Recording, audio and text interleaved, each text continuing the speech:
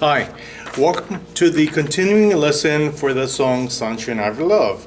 And we're doing number 2, phase 2, lesson 2 for the sequence of Sunshine Chords number 2. So go ahead and grab your music sheet. And it'd be a good idea to go ahead and tune up your ukulele and grab your music sheet. In the top right hand corner it says Sunshine Chord 2. So we'll go ahead and pause it. Go ahead and pause the tutorial, get your music sheet, and tune up the ukulele, and we'll see you in about a second. We'll continue. Okay, so you got your music sheet. Now, if you notice here, we're going to talk about the chords that we're going to play in the song. Now, these chords are only used in the very introduction of the song. Then later, we're going to show you two more chords, which are basically inversions, but I'm not going to get into the explanation of inversions. Just know that this is two chords that we need to play in the introduction, and there's going to be two more chords that we need to continue the song. So if you notice here, some numbers are big, some numbers are small. The size of the number means that you keep those numbers together. The numbers represent the fingering, your fingers, to make the chord. So these big numbers right here are the numbers to make this chord, and this chord right here is one chord. So in other words, you would use your fourth finger, your third, and your first finger. Now, the smaller numbers are another chord, which is, as you can see, your fourth finger, third, and then your first. Once again, you'll notice that over here on the side you have the name and number of the strings. Okay, tells you which strings are what. And then down here you have the frets, telling you what fret they're on. Now, it's important to know that when you play these chords, if you think about it, if you notice the formation, they're exactly the same. They're just two frets apart.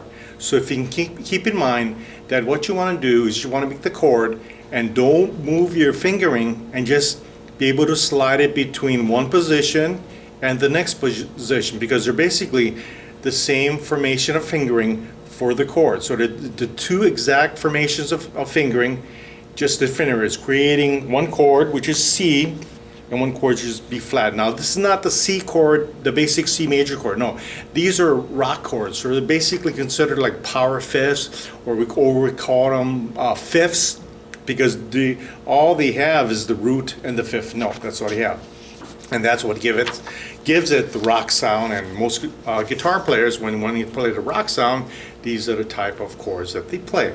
Okay, so right now what I want you to do is kind of just take out about maybe a couple minutes, 2 minutes, 5 minutes, whatever you're comfortable with, and really notice where the formation is. So these big numbers, where are they located?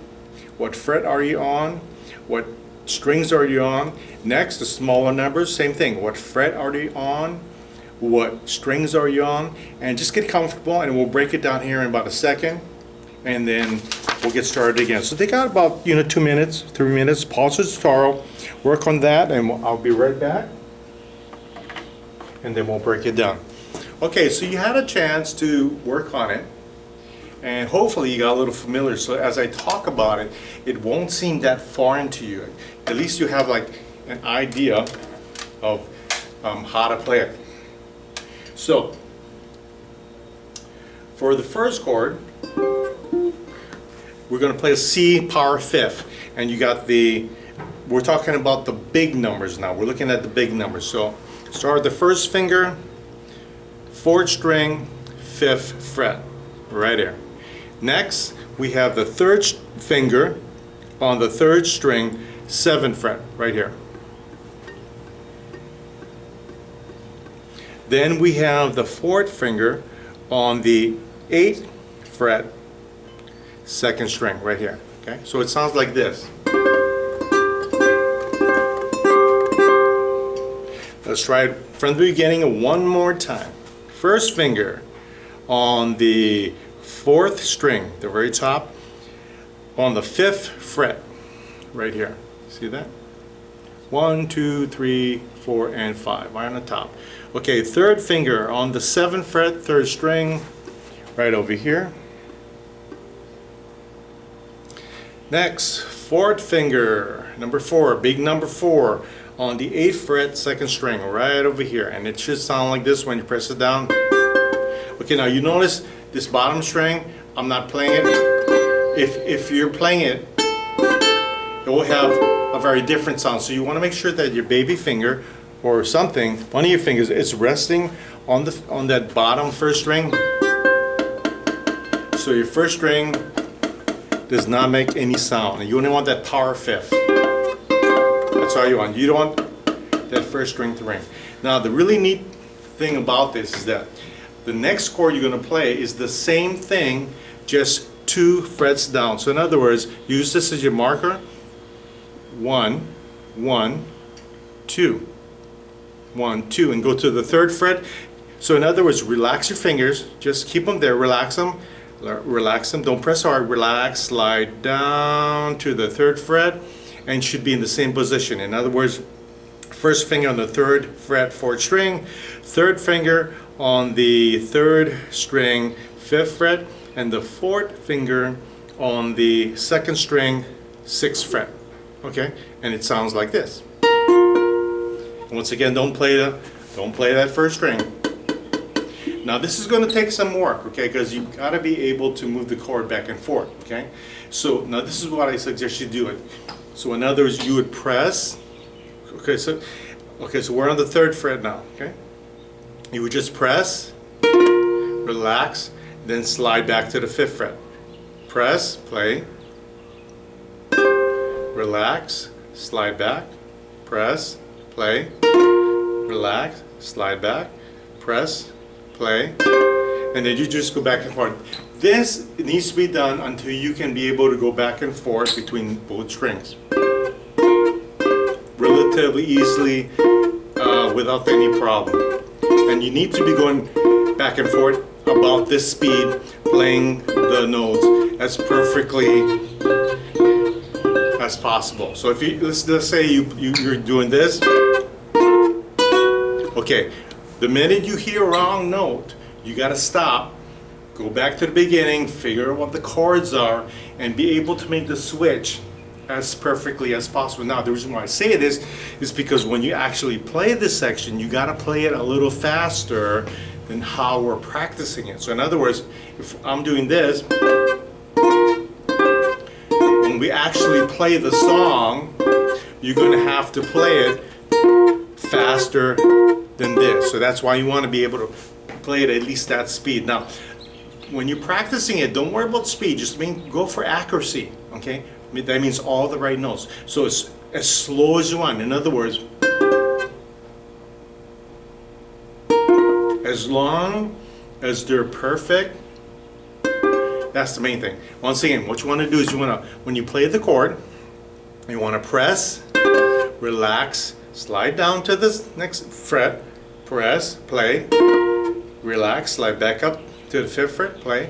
Okay, now let's take it one more time from the beginning. We're going to start with the power chord C fifths. Okay, power C fifths. Okay, so 1st finger, 4th string, 5th fret, right here.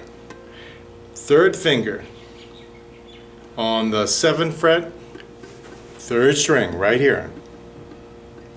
4th finger on the 2nd string, 8th fret, right here.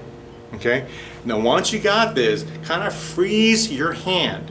So you want to keep the same formation. So just press, play, relax. Press, play, relax. Now slide everything 2 frets down. Every finger 2 frets down. So that's 1, 2 to the 3rd fret. Okay, same positioning. So your 1st finger should be on the 4th string, 3rd fret. Your 3rd finger should be on the 5th fret, 3rd string. And then your 4th finger should be on the 6th fret, 2nd string. Okay? So once again, the technique for practicing this is press, play, relax. Press, play, relax. Now, what you want to do after that is you want to slide it back and forth. So let's take it slow. Press, play, relax, slide up to the 5th fret, press, play, relax, slide down to the 3rd fret, press, play, relax, slide back. Now naturally I'm probably going pretty fast for some of you, but the idea is you want to be able to at least do that speed. That's the goal. But I understand that some of you may have to work up to that speed. It may not be that easy. So whatever it takes, but definitely don't proceed on to the next lesson or tutorial until you got these chords down, okay? Okay? Now, that's about the speed that we're going to be playing it at. Okay, and I'll show you how to play it in the next tutorial. The main thing is that you kind of really got this down comfortable, you work at it, however long it takes. There's no reason to go to the next lesson if you can't do this lesson. Okay, so just be patient, take as much time as you need, and try to go for accuracy on the notes that you're playing. Okay, when you're ready, we'll see you at the next lesson.